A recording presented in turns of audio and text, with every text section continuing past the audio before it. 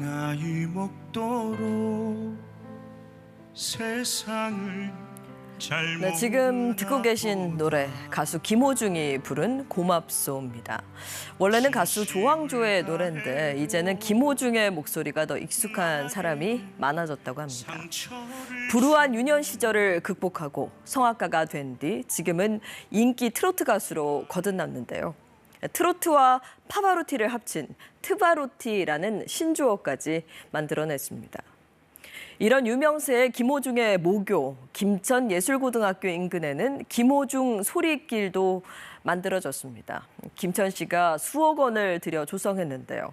김호중 팬카페 회원 등 연간 수만 명이 방문했다고 합니다. 그런데 김호중 씨, 과거 불법 도박 논란 등 구설수가 있었는데 이번에는 뺑소니 사고를 낸 뒤 운전자 바꿔치기를 한 혐의로 경찰 수사를 받고 있습니다.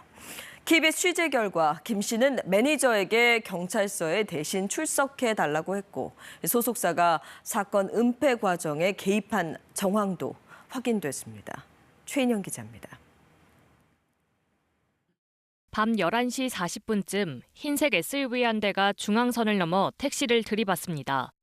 멈추는가 싶던 차량 그대로 달아납니다. 2시간쯤 지난 새벽 2시쯤 김 씨의 매니저가 경찰을 찾아와 자기가 차를 몰았다고 주장했습니다. 경찰은 차 주인인 김호중 씨를 찾았지만 김 씨는 사고가 난 지 17시간이 지나서야 경찰에 나타났습니다. 처음엔 매니저가 운전했다고 주장했지만 경찰의 추궁이 계속되자 결국 운전자는 자신이었다고 시인했습니다. 뺑소니도 모자라 운전자 바꿔치기까지 시도한 겁니다. 소속사는 매니저가 본인이 알아서 처리하겠다며 한 행위고 김 씨는 이를 나중에 알았다고 해명했습니다. 음주 측정 결과 음주운전도 아닌 것으로 확인됐다고 했습니다. 하지만 KBS 취재 결과 김 씨가 매니저에게 음주운전을 하다 사고를 냈다며 경찰에 대신 출석해달라고 한 녹취 파일이 있는 것으로 확인됐습니다. 경찰 역시 이 파일을 확보한 것으로 전해졌습니다.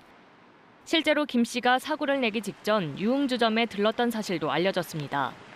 소속사가 개입해 사건을 은폐하려 한 정황도 드러났습니다. 사고 뒤 김 씨가 정차 중이던 골목에 매니저 외에도 소속사 직원 여러 명이 함께 도착한 사실이 확인된 겁니다. 사고 현장에서 얼마 떨어지지 않은 골목입니다. 김 씨의 연락을 받은 소속사 직원들은 택시를 타고 이곳에 도착했습니다. 경찰은 소속사 직원들의 범인 도피 공범 혐의도 살펴보고 있습니다. 경찰은 김 씨 차량 블랙박스 확보를 위해 압수수색 영장도 신청했습니다. 각종 의혹에 대해 소속사는 김 씨가 유흥주점에 갔지만 술을 마시지 않았으며 매니저에게 대리 출석을 지시한 사람은 김 씨가 아닌 소속사 대표라는 해명을 어젯밤 내놨습니다.